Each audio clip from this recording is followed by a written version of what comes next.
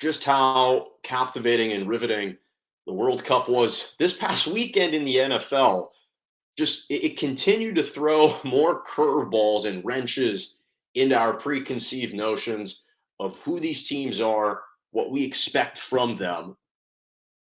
And yesterday was no different. Yesterday, I've had a hard time processing all these different games, all these outcomes that we've seen. But the Cowboys and the Jaguars outlast the Cowboys in overtime 40-34. And again, this was coming on the heels of an improbable and stunning 33-0 comeback that the Vikings put on the Indianapolis Colts. 33-0. We saw the stunning end to the Patriots and the Raiders, the lateral that will live in infamy in Foxborough. Didn't take place in Foxborough, it took place in Las Vegas. But the point is, featuring that team, perhaps the worst lateral that we've ever seen, result in a scoop and score. And then again, the Cowboys led by 17 points with 5 minutes to go in the third quarter, 27-10.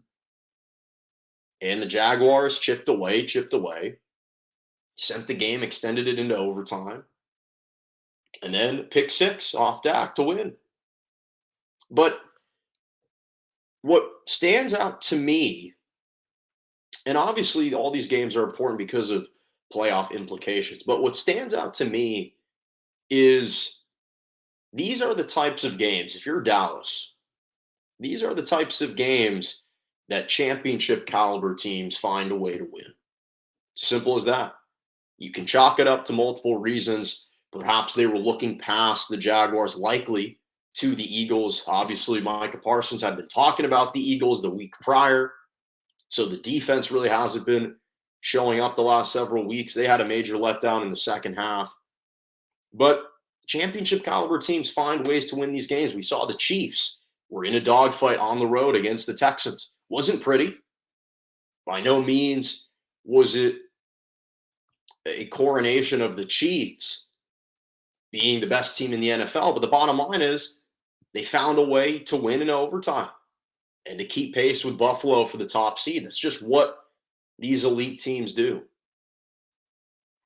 And yet the Cowboys, Dak hasn't been playing that well. 11 interceptions in his last 9 games. But again, the defense that has been praised, that's been earning all of the attention that it's been deserving, has fallen short. But it's disappointing because when you look at the standings, obviously the Cowboys, they clinched a playoff spot because of the Washington Commanders losing yesterday to the Giants. And it was never really in doubt because of their record. But if they were to win yesterday, now they stay within 2 games of the Eagles, who they play next week.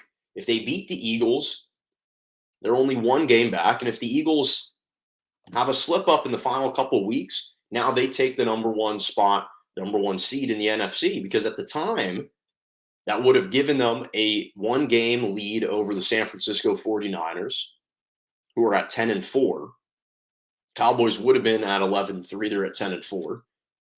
It would have given them the head-to-head tiebreaker versus the Minnesota Vikings, who would have had the same record, but they beat earlier this season. And again, even though the Tampa Bay Buccaneers are faltering, do you really feel comfortable going to Tampa to play Tom Brady in the first round of the postseason after such a successful year? I'm not sure if I'd be ecstatic about that. I don't think the Cowboys will either. So this was disappointing because the Cowboys were trending in the right direction. They'd been playing extremely well. They found a way to win against the Texans the week prior. They'd been establishing the run game. Tony Pollard, Ezekiel Elliott, those two have been effective. But for whatever reason, the chemistry between Dak and CeeDee Lamb isn't as strong as it needs to be. Dak was trusting Noah Brown a lot more yesterday. But again, it was just shocking how they kind of fell apart. So I want to give credit, though, to the Jacksonville Jaguars, because this is a team that is not out of the playoff picture. Trevor Lawrence is blossoming into a star before our very eyes. There's a reason why he was taken number 1 overall. Obviously, last year in that fiasco with Urban Meyer is not indicative of the type of prospect that Trevor Lawrence was and is showing that he is. He always had the innate talent. 6'6", perfect size for a quarterback. He's got elite mechanics. He's got athleticism. He's got vision. He can extemporize. He can extend plays. And right now, offensively, this team is rolling. 2 elite wins. 1 against the Cowboys, 1 on the road against the Titans. They've won 3 of their last 4, 4 of their last 6, including a win over the Baltimore Ravens as well. And yesterday, Lawrence, again, 4 touchdowns, did throw 1 interception, but over 300 yards.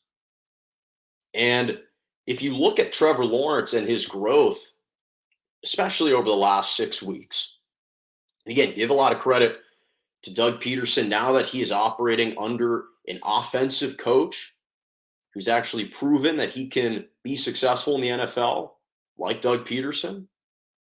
We're seeing Trevor Lawrence develop, again, over the last 6 games. 14 touchdowns, 1 interception, 70% completion percentage. That's a sign of growth. And when you've got the plethora of weapons that we're seeing, Zay Jones, 3 touchdowns, and he wasn't even supposed to be the number 1 guy coming into the season. Christian Kirk has been playing well. We're seeing Evan Ingram. The Giants gave up on him as a tight end. He is blossoming, and he is sprouting here in Jacksonville. Travis Etienne, of course, his running mate, literally his running mate, over at Clemson when they were college students. Now he is running the ball effectively, over 100 yards on the ground. He can also catch it out of the backfield. They've got a lot of talent. They've been just accumulating all these top draft picks year after year after year. And now we're starting to see it all come together and coalesce. And the Jags have been playing so much better. Again, I just was so impressed with the last couple of drives, in particular in the 4th quarter, led by Lawrence, maintaining the composure, the poise, the accuracy under duress. Obviously, the offensive line has been playing better, buying him a little bit more time, but he still maintains the vision, spun away from a couple potential sacks. And again, to lead them down the field, to tie the game by setting them up for a field goal to send it into OT. He made a ton of plays. So, again, I don't think it's so much a huge collapse by Dallas. Give the Jaguars credit for just going out and winning that game.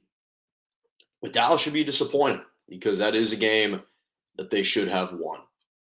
They should have won that game, and we'll see if it ultimately costs them and haunts them, because it certainly felt like it might. It felt like it might.